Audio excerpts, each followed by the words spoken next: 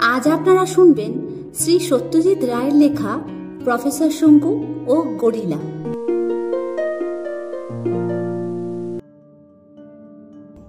12ই October. আজ সকালে উশ্রিত ধার থেকে বেরিয়ে ফিরছি, এমন সময় পথে আমার প্রতিবেশী অবিনাশ বাবুর সঙ্গে দেখা। ভদ্রলোকের হাতে বাজারের থলি। বললেন, আপনাকে সবাই এক ঘরে করবে জানেন তো। আপনি যে একটা আস্ত শকুনির বাচ্চা ধরে এনে আপনার ল্যাবরেটরিতে রেখেছেন সে কথা সকলেই জেনে ফেলেছে। আমি বললাম, তা করে তো করবে, আমি তো তা বলে আমার গবেষণা বন্ধ করতে পারি না। অবিনাশবাবু মাথা নেড়ে বললেন, তার কি করবেন, কিন্তু তাই বলে আর জিনিস পেলেন না, একেবারে শকুনি। শকুনির বাচ্চা যে কেন এনেছি তা এরা কেউ জানে না, কারণ আমি কাউকে বলিনি। শকুনির যে আশ্চর্য ঘ্রাণ শক্তি আছে সেইটা নিয়ে আমি পরীক্ষা করছি। শকুনির দৃষ্টিশক্তিও অবশ্যই অসাধারণ, কিন্তু টেলিস্কোপ মাইক্রোস্কোপের সাহায্যে মানুষও তার দৃষ্টিশক্তি অনেকটা বাড়িয়ে নিতে পারে। ঘ্রাণ শক্তি বাড়ানোর কোনো উপায় কিন্তু আজ পর্যন্ত আবিষ্কার হয়নি। সেটা সম্ভব কিনা জানার জন্যই আমি শকুনি নিয়ে পরীক্ষা করছি। অবশ্যই বৈজ্ঞানিকেরা গিনিপিগ জাতীয় প্রাণী নিয়ে যেসব নৃশংস পরীক্ষা করে সেগুলো আমি মোটেই সমর্থন করি না। আমি নিজে বিজ্ঞানের দোহাই দিয়ে কখনো কোনো প্রাণী হত্যা করিনি। শকুনিটাকেও কাজ হলে ছেড়ে দেব। ওটাকে আমারই অনুরোধে ধরে এনে দিয়েছিল একটি স্থানীয় মুন্ডা জাতীয় আদিবাসী। অবিনাশবাবুর কাছ থেকে বিদায় নিয়ে বাড়িমুখো হব এমন সময় ভদ্রলোক একটা অবান্তর প্রশ্ন করে বসলেন। ভালো কথা, গরিলা জিনিসটা তো আমরা কলকাতার জু গার্ডেনে দেখেছি, তাই না? বুঝলাম ভদ্রলোকের জন্তু জানোয়ারের সম্বন্ধে জ্ঞান খুবই কম। মুখে বললাম, মনে তো হয় না, কারণ বাঁদর শ্রেণীর ওই জন্তুটি ভারতবর্ষের কোনো চিড়িয়াখানায় কোনোদিন ছিল বলে আমার জানা নেই। খামোখা তর্ক করতে অবিনাশবাবুর জুড়ি আর নেই। বললেন, বললেই হলো, স্পষ্ট মনে আছে একটা জাল দিয়ে ঘেরা খোলা জায়গায় বসিয়ে রেখেছে, আমাদের দিকে ফিরে ফিরে মুখভঙ্গি করছে, আর একটা সিগারেট ছুঁড়ে দিতে 2 আঙুলের ফাঁকে ধরে মানুষের মতো। আমি বাধা না দিয়ে পারলাম না। ওটা গরিলা নয় অবিনাশবাবু, ওটা শিম্পাঞ্জি। বাসস্থান আফ্রিকায় বটে, তবে জাত আলাদা। ভদ্রলোক চুপসে গেলেন। ঠিক কথা, শিম্পাঞ্জি বটে, 60-এর ওপর বয়স হলো তো, তাই মেমোরিটা মাঝে মাঝে ফেল করে। এবার আমি একটা পাল্টা প্রশ্ন না করে পারলাম না। আপনার হঠাৎ গিরি দিতে বসে গরিলার কথা মনে হলো কেন? ভদ্রলোক তার প্রায় 3 দিনের দাড়িওয়ালা গালে হাত বুলোতে বুলোতে বললেন, ওই যে কাল কাগজে বেরিয়েছে না, আফ্রিকার কোথায় নাকি এক বৈজ্ঞানিক গরিলা নিয়ে কি গবেষণা করছেন, আর তার কি জানি বিপদ হয়েছে, তাই আর কি। আমি যখন কোনো জরুরি গবেষণার কাজে ব্যস্ত থাকি তখন আমার খবরের কাগজ আর পড়া হয় না। তাতে আমার কোনো আক্ষেপ নেই, কারণ আমি জানি যে আমার ল্যাবরেটরিতে যেসব খবর তৈরি হয় এবং বহুকাল ধরেই হচ্ছে তার সঙ্গে পৃথিবীর অন্য কোনো খবরের কোনো তুলনাই হয় না। তবুও গরিলার এই খবরটা সম্পর্কে আমার একটা কৌতূহল হলো। জিজ্ঞেস করলাম, বৈজ্ঞানিকের নামটা মনে পড়ছে? ভদ্রলোক মাথা নেড়ে বললেন, দূর, আপনার নামই মাঝে মাঝে ভুলে যাই, তার আবার। আপনাকে বরং কাগজটা পাঠিয়ে দেব, আপনি নিজেই পড়ে দেখবেন। বাড়ি ফেরার ঘণ্টাখানেকের মধ্যেই অবিনাশবাবুর চাকর বলরাম এসে কাগজটা দিয়ে গেল। খবরটা পড়ে ভারী আশ্চর্য হয়ে গেলাম। বৈজ্ঞানিকটি আমার পরিচিত, ইংল্যান্ডবাসী প্রফেসর জেমস ম্যাসিংহ্যাম। কেমব্রিজে যেবার বক্তৃতা দিতে যাই সেবার আলাপ হয়েছিল। প্রাণীতত্ত্ববিদ, একটু ছিটগ্রস্ত হলেও বিশেষ গুণী লোক বলে মনে হয়েছিল। খবরটা এসেছে আফ্রিকার কঙ্গো প্রদেশের কালেহে শহর থেকে, সেটা এখানে তুলে দিচ্ছি। ইংল্যান্ডের বিখ্যাত প্রাণীতত্ত্ববিদ অধ্যাপক জেমস ম্যাসিংহাম গত 7 দিন যাবৎ কঙ্গোর কোনো অরণ্যে নিখোঁজ হয়েছেন বলে জানা গেল। ইনি গত 2 মাস কাল যাবৎ উক্ত অঞ্চলে গরিলা সম্পর্কে গবেষণা করছিলেন এবং সে সম্পর্কে প্রচুর নতুন তথ্য আবিষ্কার করেছিলেন বলে জানা যায়। স্থানীয় পুলিশের সাহায্যে অন্তর্হিত অধ্যাপকের অনুসন্ধান চলেছে, তবে তাকে জীবিত অবস্থায় পাওয়া যাবে কিনা সে বিষয়ে অনেকেই সন্দেহ প্রকাশ করেন। খবরটা পড়ার আধ ঘন্টার মধ্যেই আমি কেমব্রিজে আমার বন্ধু প্রাণীতত্ত্ববিদ ও পর্যটক প্রফেসর জুলিয়ান গেগরিকে একটা টেলিগ্রাম করে দিয়েছি। গেগরি ম্যাসিংহামের সঙ্গে আমার আলাপ করিয়ে দেয়। তার কাছ থেকে সঠিক খবরটা পাওয়া যাবে বলে আশা করছি। 15ই অক্টোবর। আজ শকুনির বাচ্চাটাকে ছেড়ে দিলাম। ঘ্রাণ শক্তির রহস্য উদ্ঘাটন হয়েছে বলে মনে হয়, তবে মানুষের পক্ষে এ শক্তি আয়ত্ত করা ভারী কঠিন। কোনো কৃত্রিম উপায় এটা সম্ভব বলে মনে হয় না। আমি নিজে আমার গবেষণার ফলাফলের ওপর ভিত্তি করে একটা ওষুধ তৈরি করছি এবং সেই ওষুধ দিয়ে একটা ইনজেকশন নিয়েছি। তার ফল এখনো কিছু পাইনি। ভাবতে আশ্চর্য লাগে যে এত শিক্ষা দীক্ষা সত্ত্বেও অনেক ব্যাপারে মানুষ জীবজন্তুর চেয়ে অনেক পিছিয়ে আছে। গেগরির কাছ থেকে এখনো উত্তর পেলাম না। সে কি তাহলে ইংল্যান্ডে নেই? গরিলা সংক্রান্ত ঘটনাটা সম্পর্কে এখনো কৌতূহল বোধ করছি। অবিনাশবাবু আজ বললেন যে কঙ্গো থেকে আরেকটা খবরে বলা হয়েছে যে পুলিশ হাল ছেড়ে দিয়েছে এবং ম্যাসিংহাম মৃত বলেই ধরে নেওয়া হয়েছে। 16ই অক্টোবর।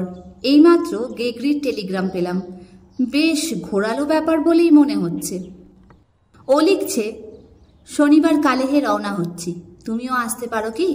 আমার বিশ্বাস ম্যাসিংহাম এখনো জীবিত, তবে সম্ভবত সংকটাপন্ন।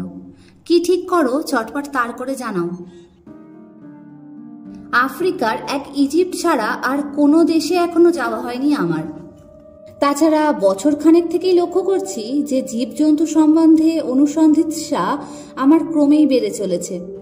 ইদানিং পাখির উপরেই জোরটা দিচ্ছিলাম। আমার বাবুই পাখির বাসা নিয়ে গবেষণামূলক প্রবন্ধ নেচার পত্রিকায় ছাপা হয়ে বিশেষ প্রশংসা পেয়েছে। শকুনির ওপর কাজটাও শেষ হয়েছে ধরা যায় এবং সেটা নিয়ে জানাজানি হলে যথারীতি বৈজ্ঞানিক মহলের প্রশংসা পাবই। এই ফাঁকে দিন 15 জন্য কঙ্গোটা ঘুরে এলে মন্দ কি?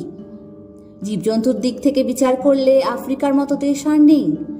আর মানুষের পূর্বপুরুষ যে বাঁদর, সেই বাঁদরের সেরা হলো গরিলা, আর সেই গরিলার বাসস্থান হলো আফ্রিকা। আমার পক্ষে এই আমন্ত্রণ প্রত্যাখ্যান করা ভারী কঠিন। গেগরিকে টেলিগ্রাম করে দেব, সি ইউ ইন কালেহে। ম্যাসিংহামের যাই বিপদ হোক না কেন, তাকে উদ্ধার করা আমাদের কর্তব্য। 17ই অক্টোবর।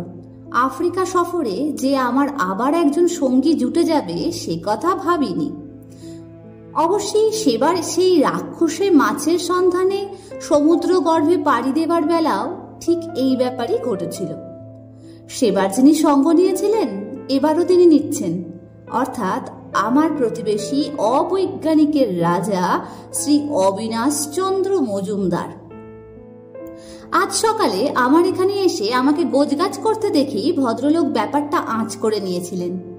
বললেন, যতদিন কুপমণ্ডক হয়েছিল বেশ ছিল, কিন্তু একবার ভ্রমণ এবং তার সঙ্গে সঙ্গে অ্যাডভেঞ্চারের গন্ধ পেয়েছি।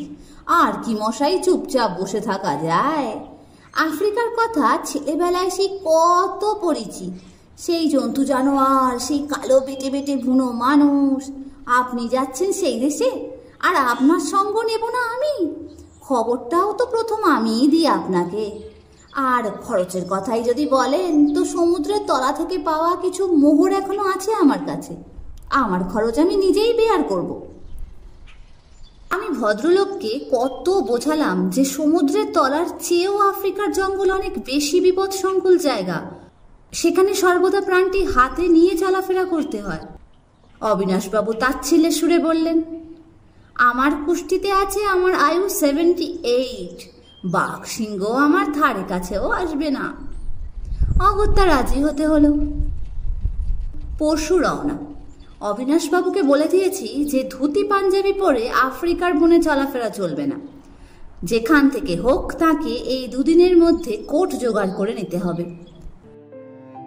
মধ্য আফ্রিকার বেলজিয়ান কঙ্গো প্রদেশের কালেহে শহর। সময় সন্ধ্যা 6:30। মিরান্ডা হোটেলে আমার ঘরের ব্যালকনিতে বসে ডায়েরি লিখছি। দুদিন আগেই এখানে এসে পৌঁছেছি, কিন্তু এর মধ্যে আর লেখার ফুরসত পাইনি। প্রথমেই বলে রাখি, আফ্রিকা অসাধারণ সুন্দর দেশ।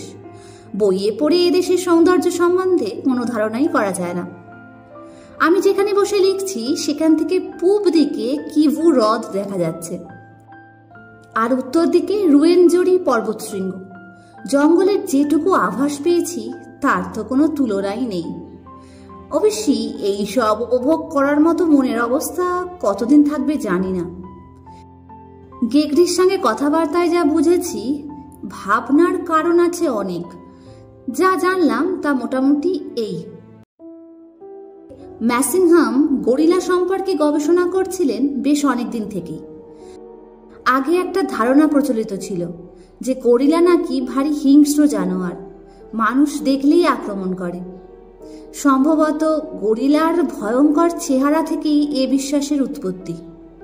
যেসব বৈজ্ঞানিকের উদ্যম ও সাহসের ফলে এ ধারণা ভুল বলে প্রমাণিত হয়, তাদের মধ্যে ম্যাসিংহাম একজন। অসীম সাহসের সঙ্গে গরিলার ডেরার একেবারে কাছাকাছি গিয়ে দিনের পর দিন তাদের হাবভাব লক্ষ্য করে ম্যাসিংহাম এই সিদ্ধান্তে এসে পৌঁছেছিলেন যে বিনা কারণে গরিলা কখনো কোনো মানুষকে আক্রমণ করে না। বড়জোর নিজের বুকে চাপড় মেরে দম দাম শব্দ করে এবং মুখ দিয়ে নানা রকম আওয়াজ করে মানুষকে তাড়িয়ে দেবার চেষ্টা করে। এই তথ্য আবিষ্কার করার পর থেকে ম্যাসিংহামের গরিলা সম্পর্কে প্রায় নেশা ধরে যায় এবং প্রতি বছরই 2-3 বার করে আফ্রিকায় এসে গরিলা নিয়ে নতুন নতুন গবেষণা করতে থাকে। একটি বাচ্চা গরিলাকে সে ধরতে পেরেছিল এমন গুজবও শোনা যায়।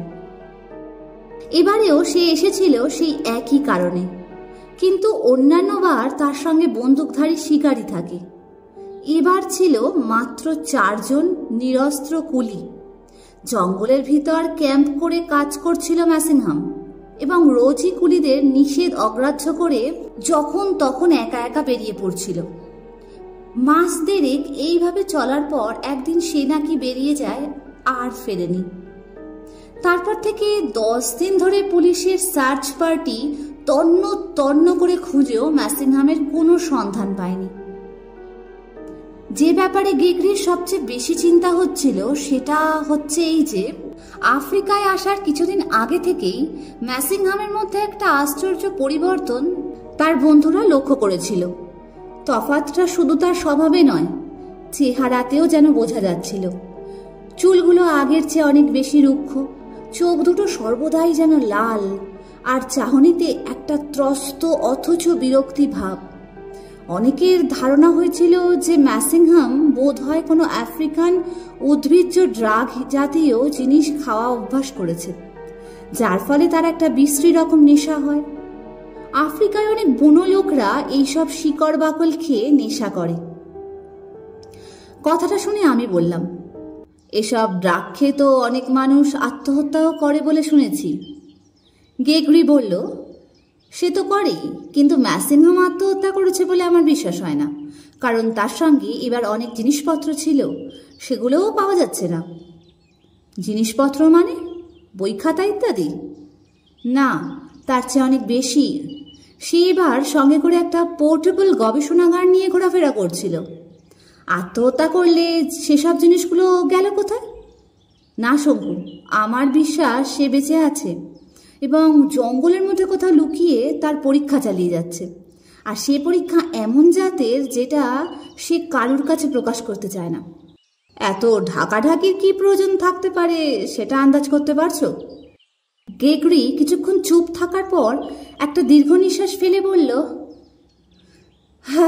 ইদানিং ম্যাসিংহামের একটা অদ্ভুত ধারণা হয়েছিল যে পৃথিবীর যত প্রাণীতত্ত্ববিদ আছে, ইনক্লুডিং মি, তারা সবাই নাকি তার মৌলিক গবেষণার ফল আত্মসাৎ করে নিজেদের বলে চালাচ্ছে। Including you? আমি রীতিমতো অবাক হয়ে গেলাম কথাটা শুনে। গেগরি বললে, হ্যাঁ তাই, যদিও তার গবেষণা ও আমার গবেষণার বিষয় ও রাস্তা সম্পূর্ণ আলাদা। তাহলে বলতে হয় ওর সত্যি মাথা খারাপ হয়ে গিয়েছে।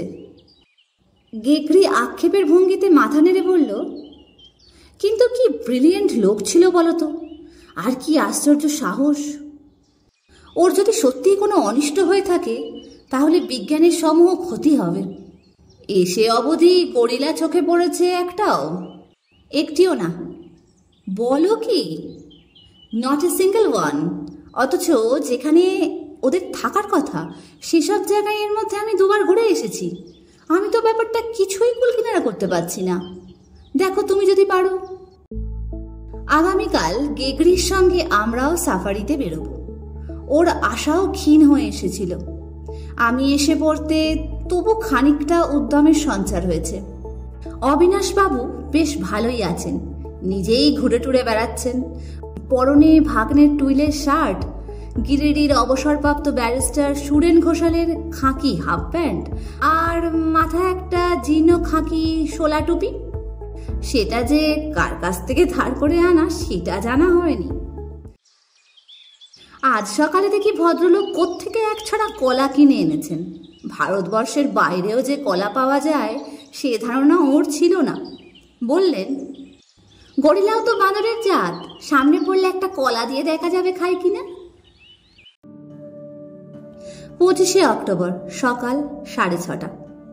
কাল সারাদিন ঘোরাঘুরির পর হোটেলে ফিরে আর ডায়েরি লিখতে পারিনি, তাই আজ সকালেই কাজটা সেরে রাখছি। রহস্য অদ্ভুতভাবে ঘনিয়ে উঠেছে।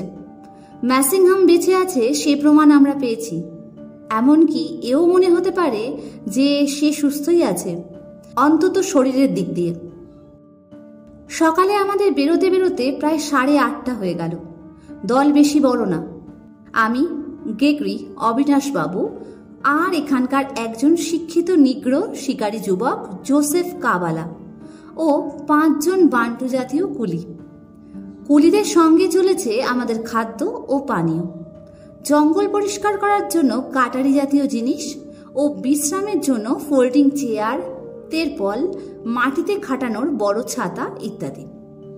কাবালার সঙ্গে বন্দুক ও টোটা রয়েছে, আর আমার কোটের পকেটে রয়েছে আমারই তৈরি অভ্যর্থ ব্রহ্মাস্ত্র, অ্যানাইহিলিং পিস্তল। অবিনাশবাবু আবার তাঁর হাতে তার পৈতৃক সম্পত্তি একটি কাঁঠাল কাঠের লাঠি নিয়েছেন। ভাবখানা যেন তার একটা ঘায়ে তিনি একটি মস্ত গরিলাকে ধরাশয়ী করতে পারেন। ভদ্রলোকের 60-এর ওপর বয়স আর প্যাকাটের চেহারা হলে কি হবে, এমনিতে বেশ শক্ত আছেন। উনি বলেন এককালে নাকি মুগুর ভাঁজতেন, তবে সেটা ওর অন্য অনেক কথার মতোই আমার বিশ্বাস হয় না। পাহাড়ের গোড়া অবধি জিপে গিয়ে সেখান থেকে পায়ে হেঁটে জঙ্গলের ভিতর ঢুকলাম আমরা। এই জঙ্গল পাহাড়ের গা বেয়ে ক্রমশ উপর দিকে উঠেছে। আফ্রিকার 2 জাতের গরিলার মধ্যে একটা, অর্থাৎ যাকে বলে মাউন্টেন গরিলা, এই জঙ্গলেই পাওয়া যায়। অন্য জাতটা থাকে সমতল ভূমিতে। ম্যাসিংহাম পাহাড়ের জঙ্গলেই তার গবেষণা চালাচ্ছিল। আমাদের আজকের গন্তব্যস্থল হচ্ছে ম্যাসিংহাম যেখানে ক্যাম্প ফেলেছিলেন সেই জায়গা। গেগরি এর আগেও একবার গেছে সেখানে, কিন্তু কিছুই পায়নি। নেহাত আমার অনুরোধেই সে দ্বিতীয়বার সেখানে চলেছে। ডেভিড লিভিংস্টোন তাঁর লেখায় এইসব জঙ্গলের বর্ণনা দিয়ে গেছেন।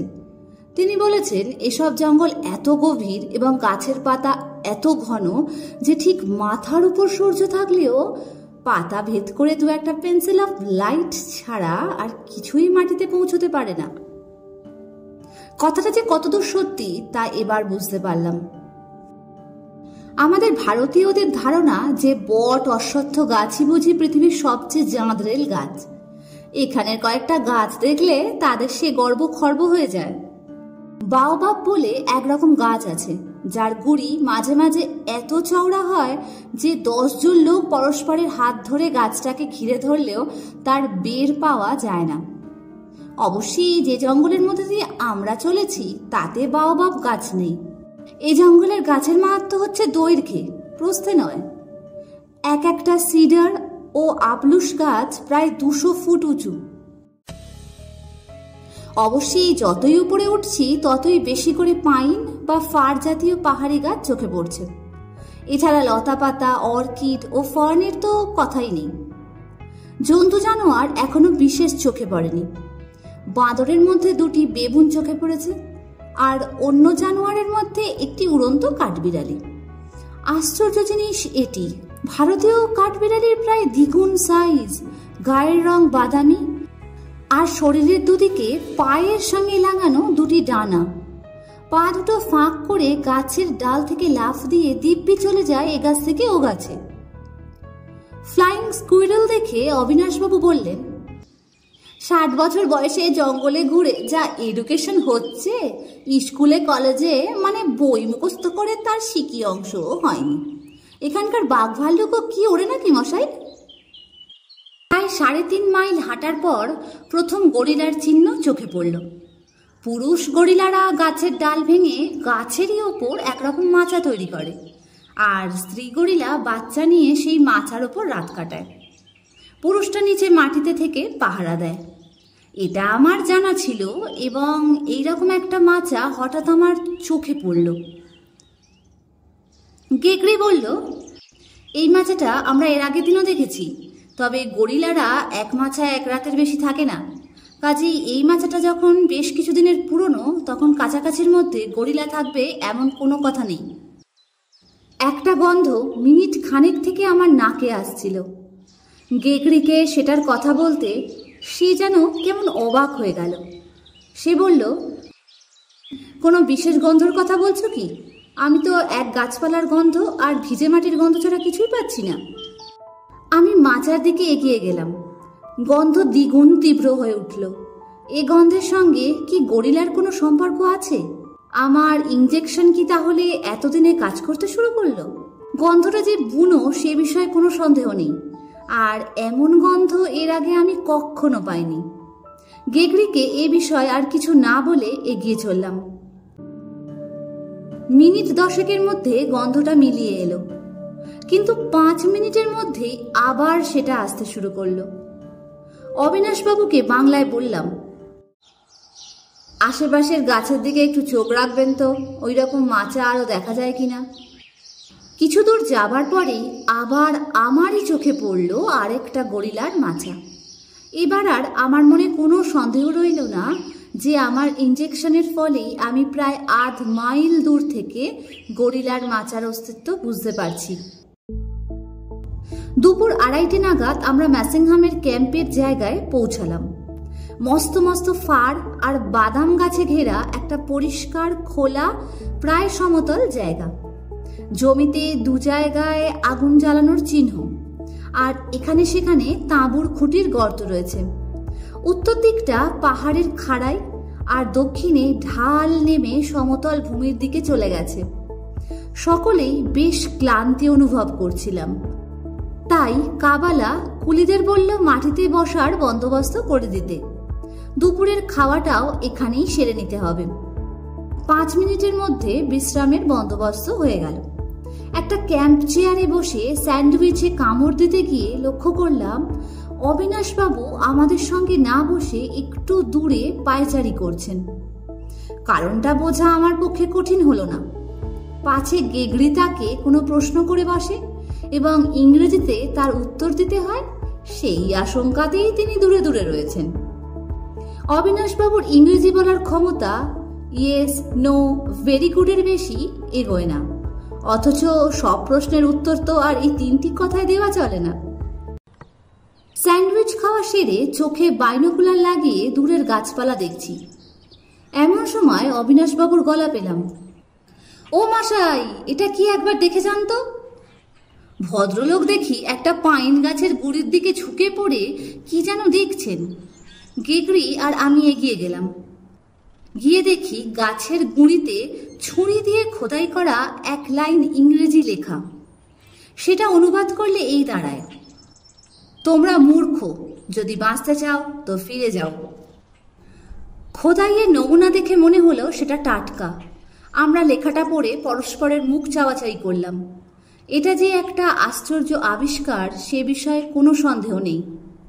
কথা বললেন প্রথম অবিনাশবাবু, এবং তাঁর স্বরে রীতিমতো বিরক্তির ভাব। আমাদের সবাইকে মূর্খ বলছে, লোকটার ভারী আস্পর্ধা তো। গিগরি বলল, এ লেখা কিন্তু এর আগের দিনও ছিল না, আমরা পরশুই এখানে এসেছিলাম, অর্থাৎ এটা লেখা হয়েছে গতকাল। তার মানে ম্যাসিংহাম কাল আবার এখানে এসেছিল। এটা যে ম্যাসিংহামেরই লেখা এবং এটা যে তার অনুসন্ধানকারীদের উদ্দেশ্য করেই লেখা হয়েছে সে বিষয়ে আমার মনেও কোনো সন্দেহ ছিল না। গিগরি এবার অবিনাশবাবুর দিকে ফিরে বলল, a most useful discovery, congratulations. Abinashbabu বললেন, ভেরি গুড। আমি মনে মনে বললাম, ভেরি গুড তো বটে। এই লেখা থেকেই অকাট্য প্রমাণ পাওয়া গেল যে ম্যাসিংহাম মরেনি, সে দস্তুর মতো বেঁচে আছে, দিব্যি তার কাজ চালিয়ে যাচ্ছে, এবং সে কাজে বাধা পড়ে সেটা সে মোটেই চাইছে না। কিন্তু সে কাজটা যে কি এবং কোথায় সে আত্মগোপন করে রয়েছে সেটা এখনো রহস্য। আমরা হোটেলে ফিরলাম প্রায় রাত 10:30টায়।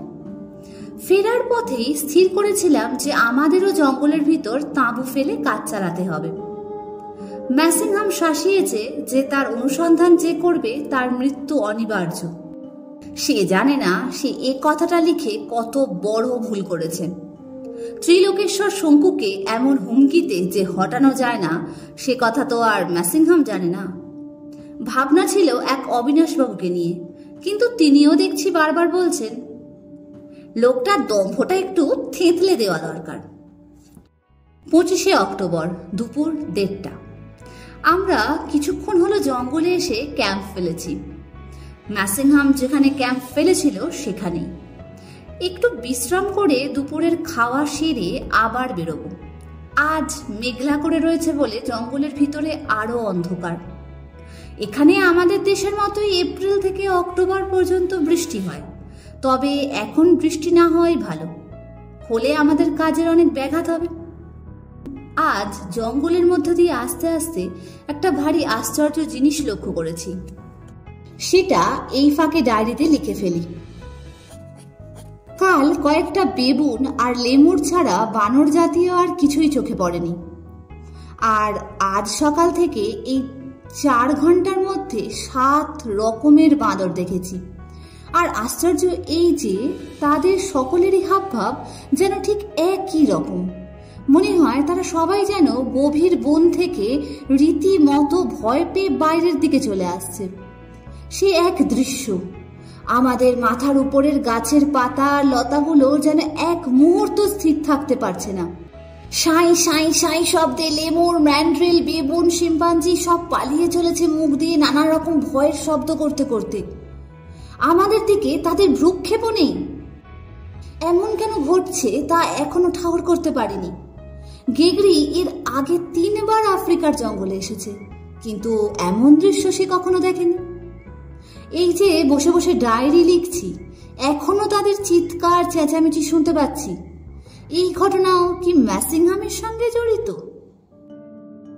নিজেকে ভারী ব্যর্থ বলে মনে হয়েছে। এখনো পর্যন্ত একেবারে বোকা বনে আছি। অন্তত এটুকু যদি জানা যেত যে ম্যাসিংহাম ঠিক কি কাজ করছে, তাহলেও মনে হয় অনেক রহস্যের কারণ বেরিয়ে পড়ত। 26শে অক্টোবর ভোর 5টা। ভোরের আলো এখনো ভালো করে ফোটেনি। তাঁবুতে বসে পেন লাইটের আলোতে আমার ডায়েরি লিখছি। যে অদ্ভুত ভয়াবহ ঘটনাটা ঘটে গেল সেটা এই বেলা লিখে না রাখলে পরে আর কখন সময় পাবো জানি না। সত্যি কথা বলতে কি, পাইন গাছের গুড়িতে লেখা হুমকিটা আর অগ্রাহ্য করতে পারছি না। প্রাণ নিয়ে দেশে ফিরতে পারবো কিনা সে বিষয়েও সন্দেহ উপস্থিত হয়েছে। কাল দুপুরে লাঞ্চের পর আমরা আবার উত্তর পূর্ব দিকের রাস্তা ধরে চলতে আরম্ভ করলাম। মাইলখানেক যাওয়ার পর লক্ষ্য করলাম বাঁদরের গোলমালটা কমে এসেছে। গ্রেগরি বলল, মনে হচ্ছে গরিলা ছাড়া যত বাঁদর ছিল সব বন ছেড়ে বাইরের দিকে পালিয়েছে। জিজ্ঞেস করলুম, কারণ কিছু বুঝলে? গ্রেগরি ভ্রুকুটি করে বলল, ভয় পেয়েছে এটুকু বুঝলাম, তার বেশি নয়। আমি প্রায় ঠাট্টার সুরেই বললাম, আমাদের দেশে যদি কোথাও একটা কাক মরে তাহলে সে তল্লাটে যত কাক আছে সব কটা একজোটে ভীষণ চিৎকার চেঁচামেচি শুরু করে। এটাও কি সেই ধরনের ব্যাপার নাকি? গ্রেগরি চুপ করে রইল। কিছুক্ষণ ধরেই ওর মধ্যে একটা অবসন্ন ভাব লক্ষ্য করছি, যেটা বোধ হয় শারীরিক নয়, মানসিক। গ্রেগরির বয়স 50-এর উপর হলেও রীতিমতো স্বাস্থ্যবান লোক। ইয়ং বয়সের বিজ্ঞানের সঙ্গে খেলাধুলোও করেছে। জিজ্ঞেস করলাম, তোমার কি হয়েছে বলো তো? গ্রেগরি মাটির দিকে দৃষ্টি রেখে হাঁটতে হাঁটতে বলল,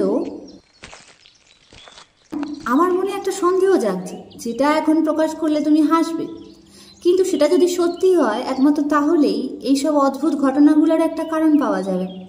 অথচ তাই যদি হয় তাহলে তো... গ্রেগরি শিউরে উঠে চুপ করে গেল। আমিও তাকে আর প্রশ্ন করে বিরক্ত করলাম না। আমার নিজের সন্দেহটাও ডায়েরিতে প্রকাশ করার সময় আসেনি। মনে হয় গ্রেগরি ও আমি একই পথে চিন্তা করে চলেছি, কারণ বিজ্ঞানের কি অসীম ক্ষমতা সেটা আমরা দুজনেই জানি। কিছুক্ষণ থেকেই অনুভব করছিলাম যে আমরা নিচের দিকে চলেছি। এবার দেখলাম আমাদের সামনে একটা নালা পড়েছে। একটা ওকাপি জল খাচ্ছিল, আমাদের দেখেই পালিয়ে গেল। নালার জল গভীর নয়, কাজেই সেটা হেঁটে পার হতে আমাদের কোনো কষ্ট হলো না। নালা পেরিয়ে 10 পা যেতে না যেতেই একটা পরিচিত তীব্র গন্ধ এসে আমার নাকে প্রবেশ করলো।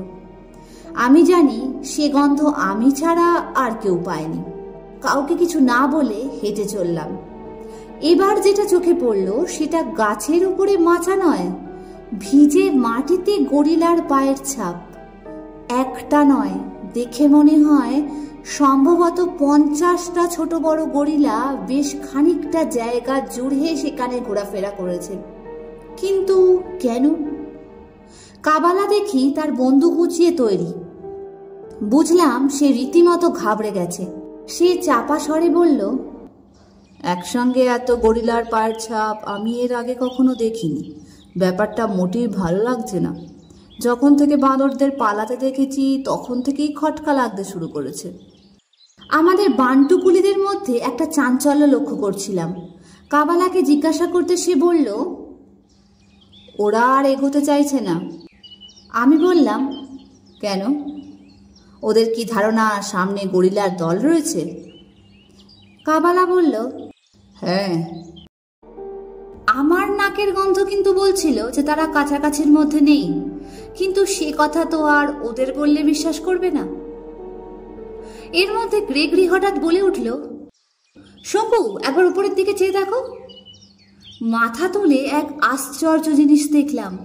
চারিদিকের গাছের ডাল ভাঙা, গুড়িগুলো রয়েছে, কিন্তু ডালপালাগুলো সব কারা যেন ভেঙে সাফ করে নিয়ে গেছে।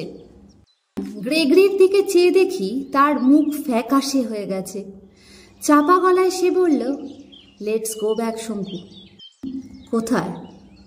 আপাতত ক্যাম্পে ফিরে যাই, চলো। আমাকে একটু চুপচাপ বসে ভাবতে হবে।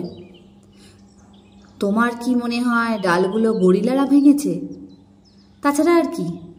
সম্প্রতি এমন ঝড় এখানে হয়নি যাতে ওইভাবে গাছের ডাল ভাঙবে।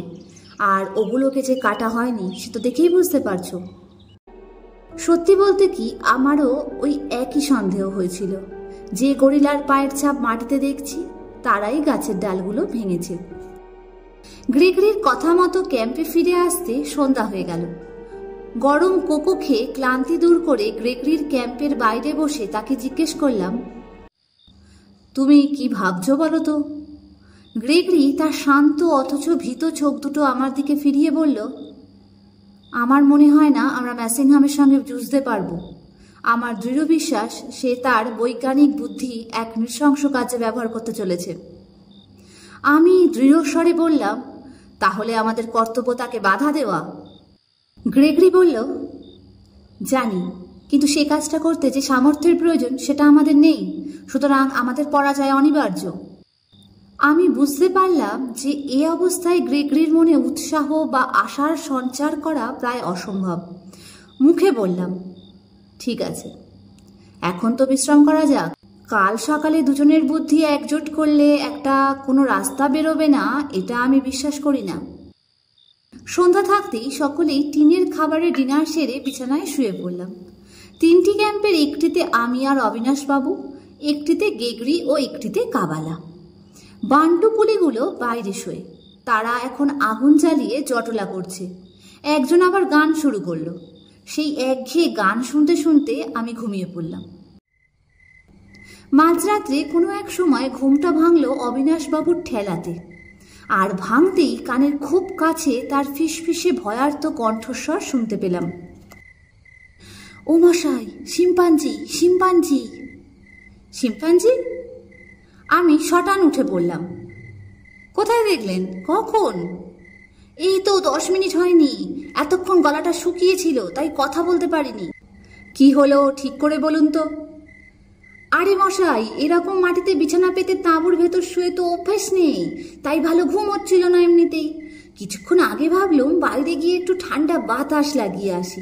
কোনোয়ে ভর করে কাঁধ দুটোকে একটু তুলেছি, এমন সময় দেখি তাঁবুর দরজা ফাঁক করে ভেতরে উঁকি মারছে। কি যে উঁকি মেরেছে সেটা আমার বুঝতে বাকি নেই, কারণ তাঁবুর ভেতরটা আমার সেই পরিচিত গন্ধে ভরপুর হয়ে আছে।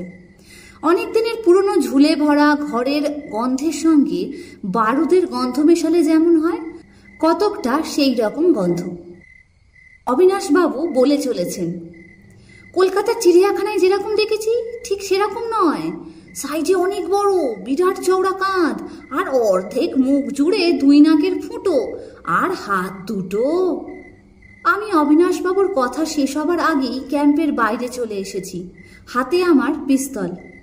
আকাশের মেঘ কেটে গিয়ে চারিদিকে চাঁদের আলো থই থই করছে। সাদা তাঁবুগুলো সেই আলোয় ঝলমল করছে। জঙ্গল নিঝুম নিস্তব্ধ। বান্টু কুলিগুলো আগুনের ধারে পড়ে ঘুমোচ্ছে। অন্য তাঁবু দুটিতেও মনে হলো দুজনেই ঘুমোচ্ছে। তবু গ্রেগরিকে খবর দেওয়া দরকার মনে করে তার তাঁবুর দিকে এগিয়ে গেলাম। তাঁবুর দরজার বাইরে দাঁড়িয়ে 2 বার তার নাম ধরে ডেকেও সাড়া না পেয়ে ভারী আশ্চর্য লাগলো, কারণ আমি জানি গ্রেগরির ঘুম খুব পাতলা, তবে সে উঠছে না কেন?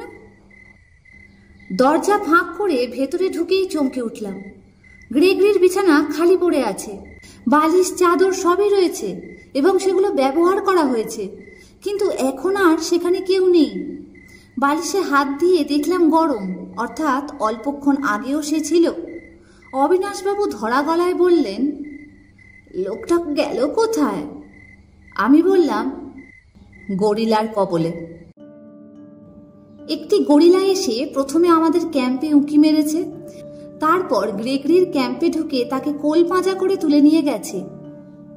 কোথায় তা এখনো জানি না। কাবালার গলা শুনতে পাচ্ছি, ওকে ব্যাপারটা বলি। ওর ওপর এখন অনেকখানি ভরসা রাখতে হবে। একটা ভয় ছিল যে কাবালা বেগতিক দেখে আমাদের পরিত্যাগ করবে, কিন্তু তা তো হয়নি, বরং সে দ্বিগুণ উৎসাহে কাজে লেগেছে। আজ সকাল 7টায় আমরা ক্যাম্প ছেড়ে বেরিয়েছি। দিনের আলো পরিষ্কার হলেই দেখেছিলাম তাঁবুর বাইরে গরিলার পায়ের ছাপ। সেই ছাপ ধরে প্রায় 2 মাইল পথ এসেছি আমরা। আশ্চর্য এই যে ছাপটা আমাদের পাহাড়ের জঙ্গল ছেড়ে সমতল ভূমির জঙ্গলের দিকে নিয়ে চলেছে।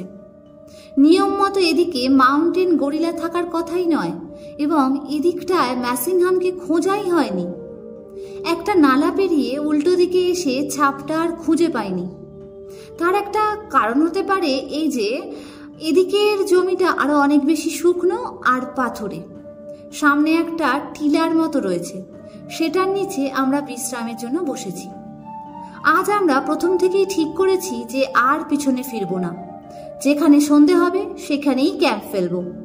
কুলিগুলো এখনো রয়েছে। গ্রেগরির অন্তর্ধানের ফলে তারা খুঁতখুত করতে আরম্ভ করেছিল, কিন্তু বেশি করে বকশিস দেওয়াতে তারা রয়ে গেছে। অবিনাশবাবুর গলা পাচ্ছি, আমাকেই ডাকছেন। দেখি কি হলো।